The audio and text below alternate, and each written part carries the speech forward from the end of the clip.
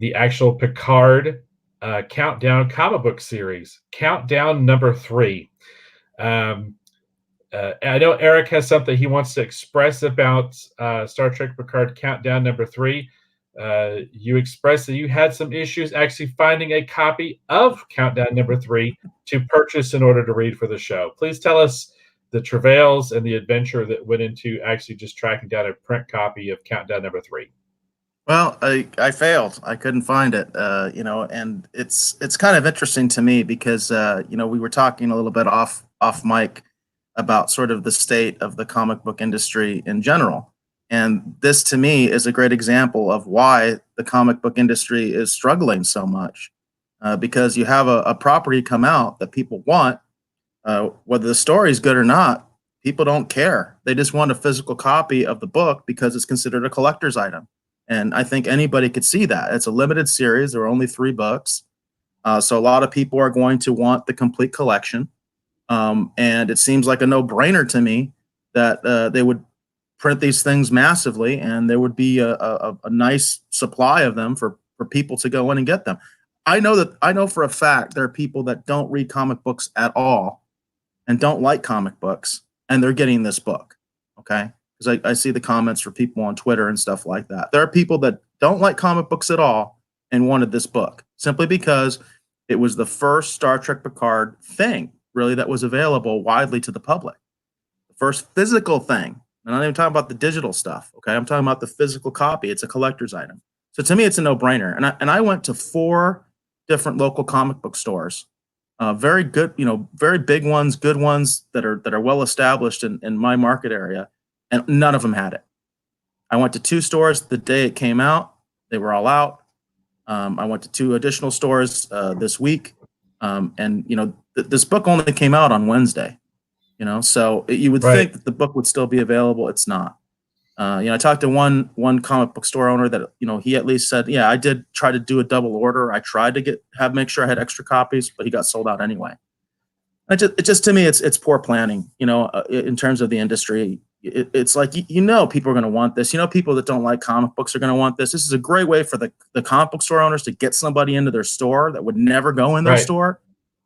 And I just think everybody dropped the ball on it from the publishers to the individual store owners. They just don't get it. Right. And that's why they're in so much trouble right now. And that's why comic book stores are constantly closing all the time, because they just don't get it. They just don't get it. So yeah, I did want to kind of inject that little bit of reality as we start talking about the book itself. Right. And I'm sure there's some places where, they ordered enough copies and people were able to get them. And I understand it from the obviously the opposite side too. The shop owners don't want to get stuck with a bunch of product they can't move. But I've also seen some people, like, for example, like Jesse James is an example. Like he does a pretty good job about, when he has that extra product, he's going to go on his comic book shopping network on, Facebook or whatever, and then he just flips it. And that's one shop I didn't go to. That's one shop I did not go to because it's kind of far for me. That's on the west side. Yeah. I live on the east side. So he has a great shop. I've been to his shop before. He has an excellent shop. And I did not go to his. So I don't know if he has copies or not, because I didn't want to go all that way. But he has a great shop. So I want to give him props. And we probably should give more props to individual comic book stores and owners that we really like and say, hey, good job. You know what I mean? And he's a good example of that. And he's good at showmanship, promotion, all that kind of stuff. All the stuff that all the other owners seem really bad at or terrible at, he seems really good at, So I've gone to his shop before.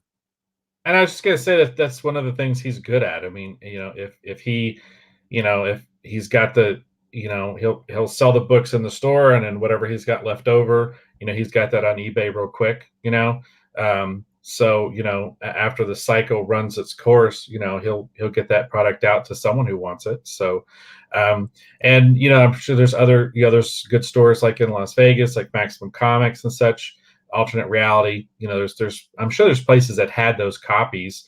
I bet even Game On here and Prescott probably did too. So there are places where you can go and get them. I've just been taking the easy way out, and, when it's something important for the show, I just get it digitally because I know I can get it. and I'm not going to have any issues. So I did purchase it and actually read it on Comixology. And that's how I've read every issue of the Picard series. Um, you know, there's instances where I wish I'd had a print copy of it. There's other instances where I don't feel as bad that I don't have a print copy of it. We'll get into that as we get into the actual physical review. But I know it is tough for shop owners. They're balancing that because a lot of their product isn't returnable, so it gets into that weird nebulous region of I don't want to get stuck with it, So, but at the same point too, you have to make sure you've got enough product, for your customers, And this is a very important book, especially with Picard. I was surprised at how much marketing muscle CBS put behind Picard. Picard had a huge push. So this is probably that one series, that one Star Trek comic book series you could have deep ordered, and you'd probably been fine with it. So Eric's got the cover there up. I was going to just briefly, I've got too many computers going on here at once. So I was going to read the synopsis real quick. So this is, again, we're talking about Star Trek Picard, countdown number 3. This is 3 of 3. This is third issue. This is the big conclusion. It says Jean-Luc Picard has traveled to the furthest reaches of the galaxy, defeated impossible foes, and survived in the face of unthinkable odds. But it's the end of this one mission that will change his life forever. This is the official countdown of CBS All Access. Star Trek Picard ends here, and things will never be the same. This is written by Kirsten Beyer, who actually is one of the showrunners for Star Trek Picard on CBS All Access. It's co-written by Mike Johnson, art by Angel Hernandez, and this is, again, published by IDW. IDW has the license to do all the Star Trek stuff. So they do all of it.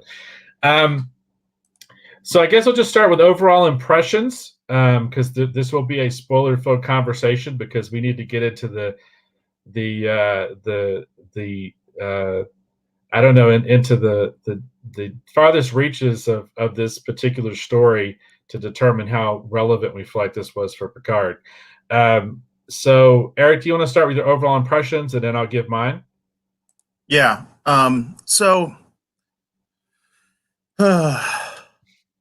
My overall impression is that they tried to do too much in too small amount of time, if you will. Obviously, when you're talking about a comic book, you're really just talking about pages, the number of pages they have to tell the story they want to tell. And I thought this was going to be a completely different story than what we got. This is not a spoiler. This story is really about the two caretakers, slaves, whatever you want to call them, that Picard has in his house. That's really what this is. That's really what this series is. It's an introduction to them and how Picard befriended them, acquired them, depending on your perception, okay, of these characters, okay? So that's not what I thought this was going to be, and that's not the way it was really marketed. I thought this was going to really kind of get into why Picard left Starfleet. That it was going to give us some insight in addition to what we got on the TV show, because on the TV show, he talks about it in the first episode during the news broadcast when he's getting interviewed, but we don't really get to see it. We don't get to see what really happened, right? It's kind of all alluded to, and so in this book, I felt like we were really going to see, that Starfleet, dropped the ball or they did something really bad.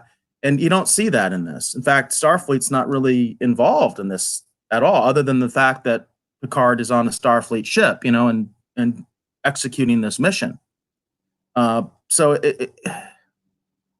it really kind of was, I guess, overall, I'm just a little disappointed because it's not the story that I was hoping that it was going to be. Yeah, let's see.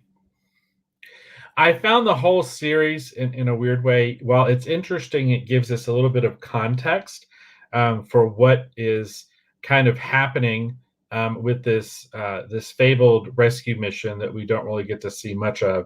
It gives us a lot of context for some of that, but ultimately, my impression of the series is I feel like, and it's weird because the countdown series they did before that actually led into the J.J. Abrams films, the Kelvin timeline, I felt like I really enjoyed that series, and I was happy that I read it because it informed so much about what was happening in the movie that all of a sudden I understood not only the lead up for the film and Nero, but I also felt like I understood a lot better what was going on with Spock.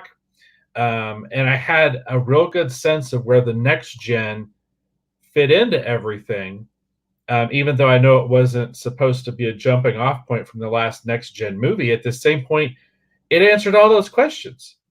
So I felt like I knew what happened with B4. I knew what happened with Data. It gave Next Gen kind of a warm and fuzzy ending, and then led us right into the new J.J. Abrams films, which I quite liked the first one, and I kind of enjoyed Beyond. Um, it just I was very happy I'd read it, and I felt very fulfilled and satisfied. And I went like, this is really cool. I'm glad someone told me that I need because I had about missed it until someone had told me about it. And I was very excited, and I very much enjoyed Countdown. And I felt like it informed my experience with the J.J. Abrams film and made everything, the comic and the movie, a more enjoyable experience because of how they went together. I didn't feel that way with Picard, this 3-issue series. I didn't feel that way at all. It's not a bad series. I mean, the art's pretty good. I would have handled it a little bit differently myself personally, but the art is good. I think the covers are obviously artistically the strongest point of the series. But I feel like that if you were not reading this Picard Countdown miniseries, you didn't miss much. That's my overall impression. It just at the end of the day, unlike, which is funny, the other Countdown series, which I think this is actually supposed to replace, right? Because it has the same name. I think it's supposed to replace it, which is unfortunate. If you read that and you watch the first J.J. Abrams film, it's like, yay. You read this and you watch the first episode of Picard, and you're like, okay. All right. Well, I know what's up with those ramen dudes hanging out at the vineyard, but that's about it. Okay. And then we get into that's such a great way to sum it up. The Romulan dudes hanging out at Chateau Picard. Hey, I know the backstory now. Wow. Yeah. That's some trivia I can throw at another Trekkie fan, That's what I felt I got out of this, Yeah. So I think at this point we'll go ahead and we'll get into a little bit of spoiler talk here. We've got a comment. There you go. He's laughing. He's laughing just like we are. So yeah, I think unfortunately that sums up this series. So we'll get into a little bit of spoiler talk here. And I want to thank Bobby Chambers for coming on and commenting. Thanks for commenting. Just so you know, you have now been entered into a drawing to possibly win, if I get it on camera, original art sketch card by commenting. Thank you for joining the conversation. I mean, getting into the knee deep of this, I feel like, you didn't miss much. The biggest surprise for me, actually, with issue 3 is they actually showed Geordi again. They really want us to have the impression that Geordi probably died on the attack on Mars. Because they keep really showing us it's like, hey, Geordi's there. He might have just died. We don't know. It's really unfortunate. We kind of do. I mean, because we'll get into that when we review the episode. Because actually, there is something in the episode that addresses what we're talking about, what you just talked about with the fate of Geordi. But it is a weird way to sort of end the book, where you just kind of like, okay, so Geordi's still there. The attack hasn't happened yet, obviously. So we don't get to see the attack. That was tremendously disappointing to me that there wasn't even anything about the attack. Because that is very relevant to Star Trek Picard, the series. It was just kind of weird. I felt like in the second issue, they were going in too many directions.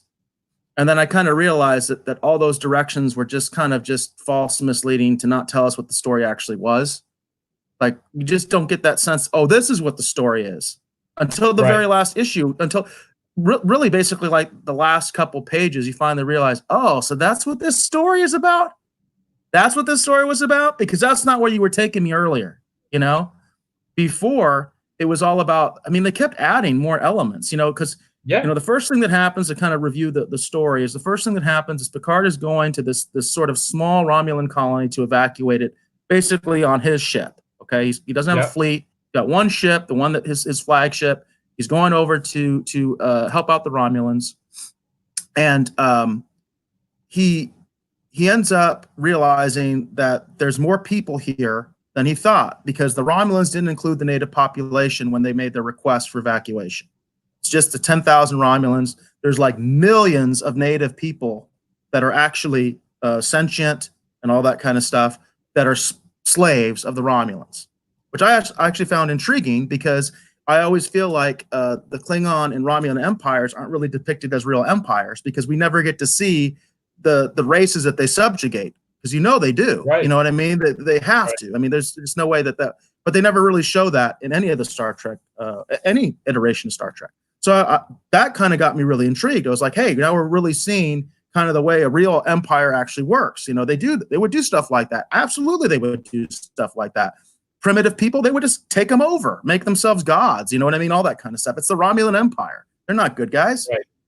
So it made a lot of sense. And I was intrigued in that first issue about this kind of setup. But then what ends up happening is right off the bat, okay, now the Romulans are back to their old ways. They end up imprisoning Picard, even though he's there to help them. I'm like, yeah, what's the motivation here? And as we get more into the series and we find out what their motivation is, it's like, that doesn't make any sense. You know what I mean? This is stupid. Why would they have that kind of perception? They know what the Federation is. They know the Federation's a bunch of Boy Scouts and do-gooders. They know that. They're so the idea that because what you get later is that apparently the governor of the Romulan colony thought that Picard was some part of some like conspiracy or something like that, and the Federation's just going to destroy them, and they're the cause of the supernova. And it's like, this is really convoluted. They would know whether it was a natural thing or if it was some sort of sabotage. In fact, Right. I think there's a theory out there, and I think it might even be more explored in the series, that supernova may have actually been caused by the Romulans themselves through experimentation or even as a deliberate act to get rid of like the unification movement and things like that.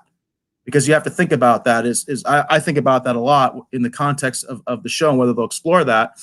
There's a lot of people that the Romulan Empire wouldn't want to save because there were dissidents on Romulus.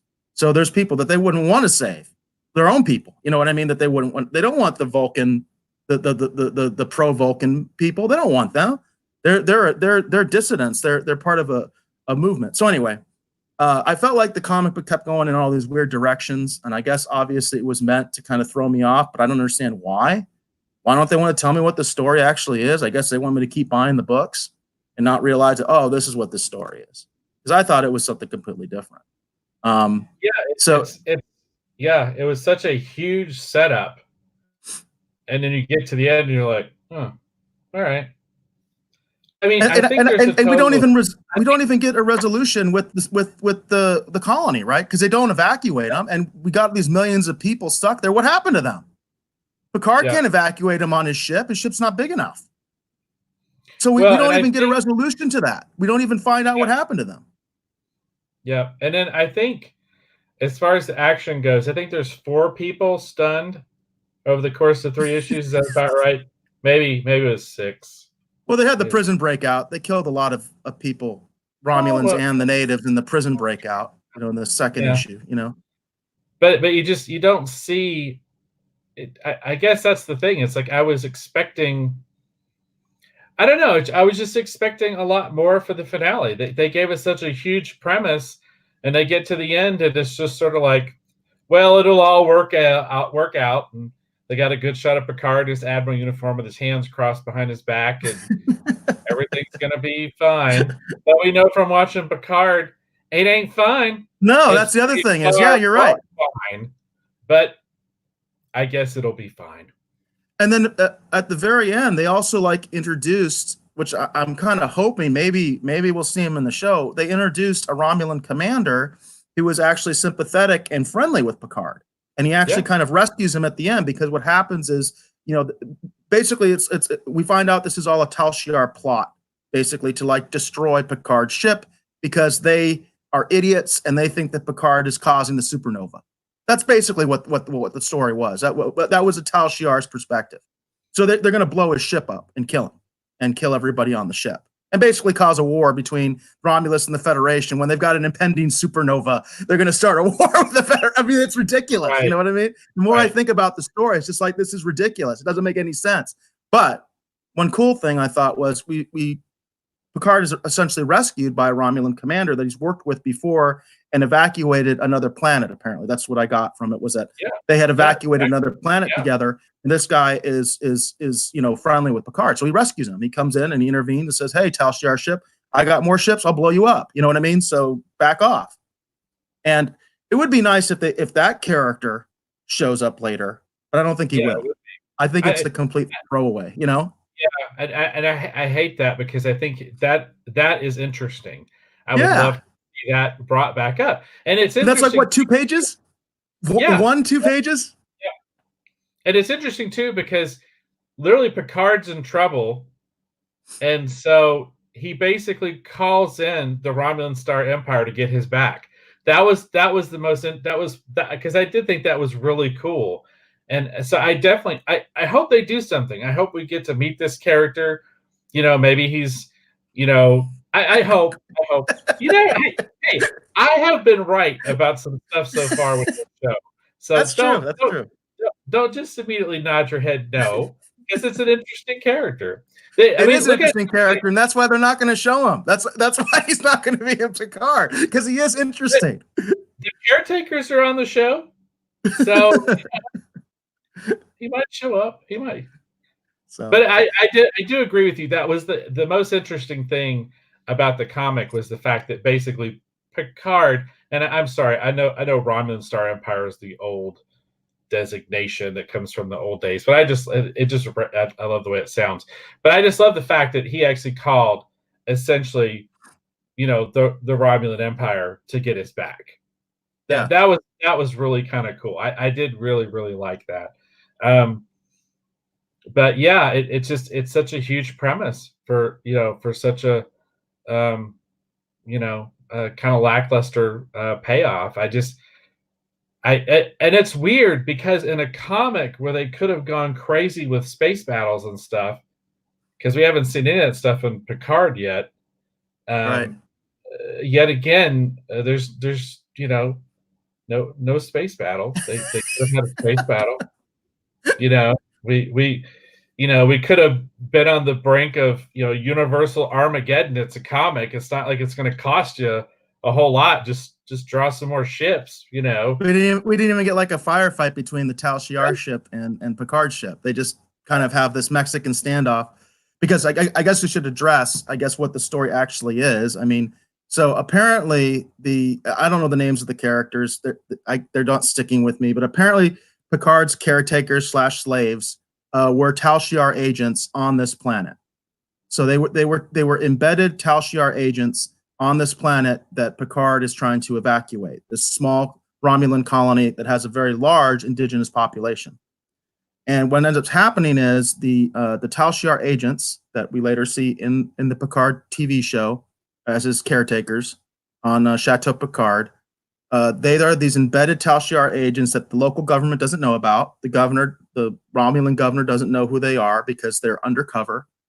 And at first, they come across as, hey, we actually have become sympathetic to the native population, and we are going to help Picard, because they actually help Picard get out of prison, because he's imprisoned by the governor for reasons that don't make any sense, but he's imprisoned by the governor.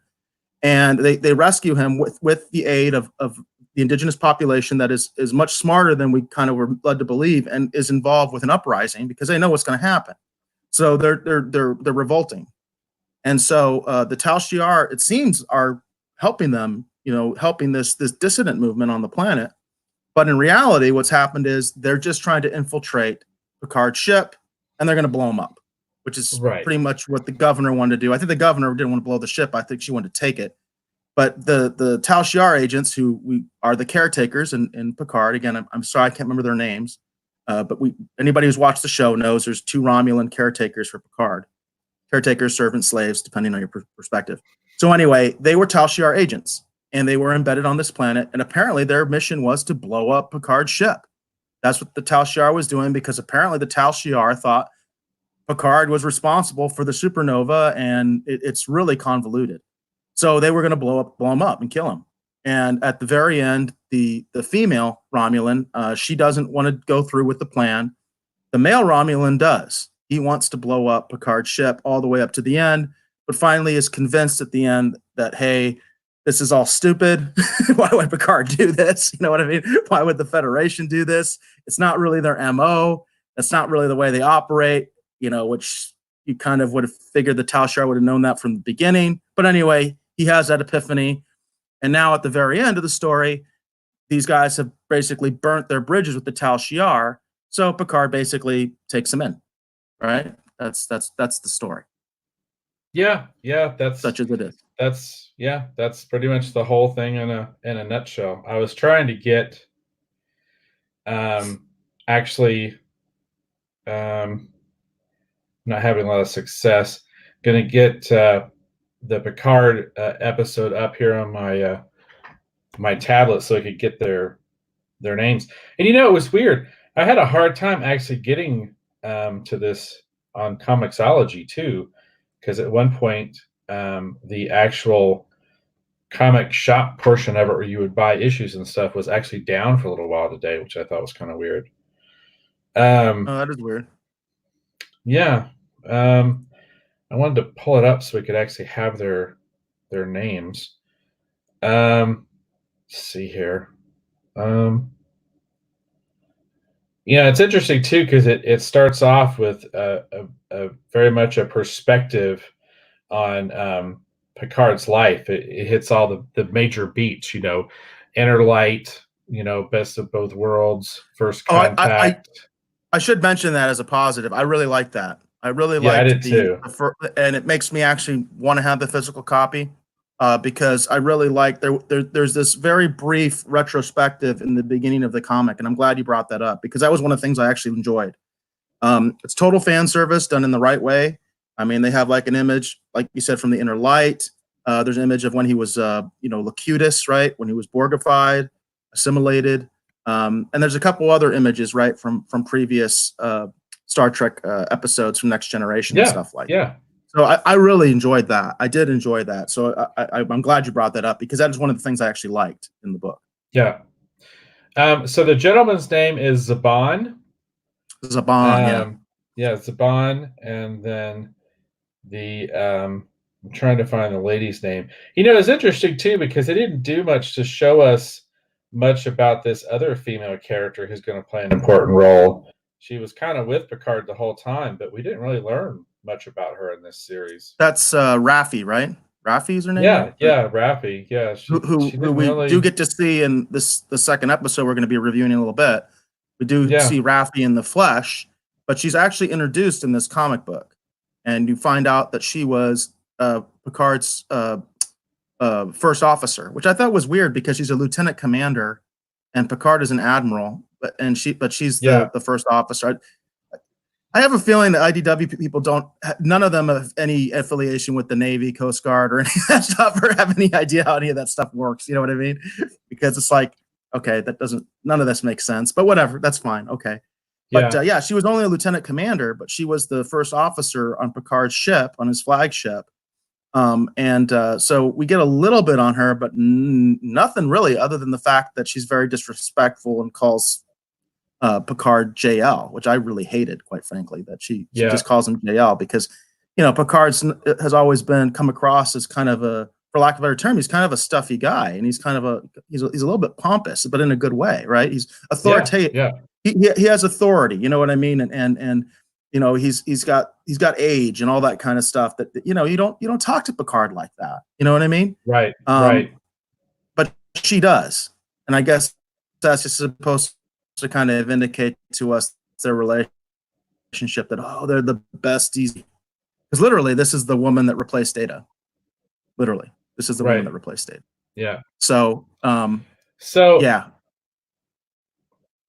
There's that. Yeah, the female Romulan, Tal Shiar agent, who's the caretaker, I guess it's Lars. I want to say Lars, but I guess it's Lars. I know I've heard Picard say it in the show, and it's still it's not quite Those quite names are ringing not true. sticking But with me at all. it's the I don't know if we can get this on screen. It's the that older Romulan gentleman, and then the younger, uh, well, slightly younger Romulan lady that's Which, by the way, they in didn't get Picard. their images aren't right at all. They do not look like the No, actors one single bit. no, Not at no. all. Now some of them do. Like this definitely looks like the actress who plays that character on the Raffi, show. right? Raffi's her Yeah, name. Raffi. Yeah, this is actually one of the best shots actually there, where you get the USS Verity and this Tal Shiar ship kind of squaring off. I mean, the art in it is pretty good. I think this is probably one of the strongest of the books, and like I said, the likenesses from Picard and stuff are pretty good. But yeah, the Romulan characters, I have a feeling maybe they quite weren't sure how they wanted to portray them. Maybe so. Maybe that's why they're kind of a little bit off. Because otherwise, the rest of it looks. And it's a pretty good looking issue. It's just like I said, in my mind anyway. There's just not a lot that there's just not a lot that happens. It's just sort of like okay, all right. So Picard met them while they were, I guess, because according to the comic, they were put there because they knew eventually the Federation would show up and they were going to try to take his ship. Okay. Well, they weren't even going to try to take his ship. They're just going to blow it up and I kill know, him. but it's just the whole thing is just it's just so weird that there's Tal Shiar agents stationed on all these planets. So when eventually Picard's ship shows up, they're going to get on there and they're going to kill him. While they're trying to rescue them. Okay, all right. It sounds like the Tal Shiar and as well as the Romulan governor on this planet all have the same view as apparently the current head of Starfleet as we get into the next episode. Well, Of also apparently Picard. maybe this is to show us just how incompetent the Tal Shiar is, and that's why we need the super Tal Shiar. We'll get into that The in the super, because the apparently the super, Tal yeah, Shiar itself was a bunch of idiots. So apparently, at yes, least that's the kind of what we see in this comic. So to use the Batman analogy, the League of Shadows version of the Tal Shiar.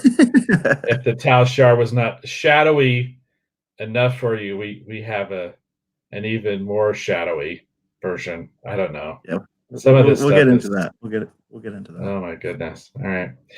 So yeah, so my official review of Star Trek Picard #3 is, if you're interested in it, the covers are kind of fun. I think this is about all you're going to see of Picard in that uniform. I don't think we're ever going to see him in that uniform in the show. So if you like the idea of him, go ahead. We are. There was We an are. image that yes, there was an image that one of the Star Trek uh, sites. I think it was a fan site, not the official StarTrek.com. They Mhm. actually showed a picture of Picard in uniform and Raffi in uniform, Oh, and really? the ones Okay. we see in the comic book. So there's going to be a flashback. That's a little bit of a spoiler, I guess, but it's out there on the web. It's one of those like Trek Core or something. I wish I could remember which one it was. Wish I had the image. It would be nice to share it with everybody. But they did show an image where we get to see Picard in the uniform that we see him in the comic book, in the Countdown comic book, and also Raffi, the his second officer Well, or that's first fine. officer, I That's should say. it's nice to know they're going to do that because otherwise it just felt kind of like I don't know, unfortunate. That they've designed this fun uniform, but he's only going to wear it in this comic. But that you're also taking the steam out of one of my selling points for this. I'm trying to sell this series, Eric. Uh, so if you want a lot of images of Picard in this uniform, you better pick this 3-issue series up. And you never know. As we get further into the show, maybe there's more significance here than we realize right now. But as it currently sits, having just read the 3 issues, um, I don't know.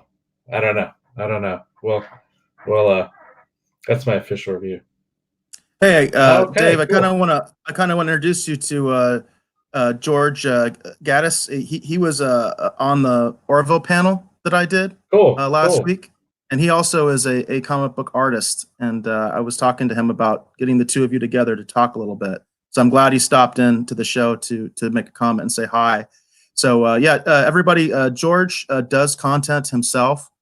George actually has a YouTube channel. He does comic books.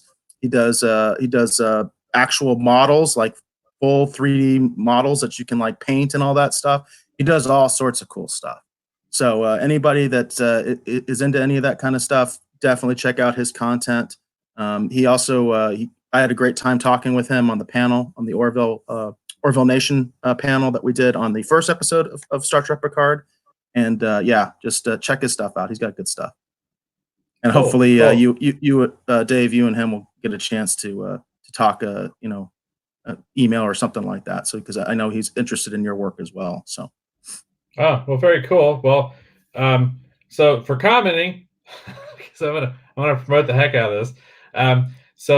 Thanks for commenting, George. And again, everyone who comments during the show is entered into a drawing to possibly win this original sketch card.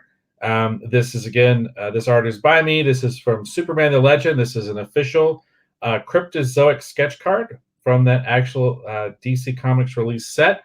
And you've been entered into a drawing. I would encourage anyone else who's watching the show right now, please join the conversation, comment on what we're talking about, and be entered into a drawing to possibly win an original art sketch card. The winners from last week, they were announced at the end of the last episode. Those will hopefully be going out later this week. And they'll soon be the owners of those. And I can't promise that this episode, everyone who comments will get a sketch card per se. It depends upon my mood. But last episode, everyone who commented got one. So taking the time to comment, participate in the show, get you kind of fun, free stuff. So thanks for being part of the conversation, George. And we're happy to have you here on the show for however long you're here to chat with us. And he mentioned that looks nice. He likes your work, Oh, cool. and Thank you. George does Thank good you. work too. So that's high praise from a fellow artist there. Oh, So thank you. Thank you. And then two, I'm going to plug it one more time because I'm going to plug this to death because I want people to do it. So we have a survey as well, a survey on my website at davebeatty.com. This is an original inked page. This is actually sample inks over David Finch that I did for Brightest Day. And this is an original. I do a lot of stuff digitally, but this is ink on a board. So if you go over and participate in the survey on my website, it's 7 questions. You can do it in less than a minute and a half. Just get on there. Please take part in the survey. We're going to use that information to help actually finalize some things that we're doing here with this show, as well as some additional new content. I want to create a digital magazine actually for the show. So I want to encourage everyone to go and please comment. Please go and take part in the survey, answer those 7 questions, help us determine how to put this new publication together, and then eventually, probably quarterly, you'll get the opportunity to actually read this fun magazine we'll put together. I'll show the examples later in the show. We showed them at the beginning of the show too. We'll do it again towards the end. You can see kind of some sample layout ideas and get an idea of what the publication is going to look like. And then whether the stories are serious or tongue-in-cheek, I don't know. As people answer those questions on the survey, that's going to help us determine the direction to take it. So I want to encourage everyone, please take part of the survey and help determine the course of this new publication and shore up what we're doing here on the show. And George said, "Wow, Dave, that is sweet." In regards to the original art that you showed. So. Oh, cool. Thank you. I appreciate all the positive comments. And please take part in the survey.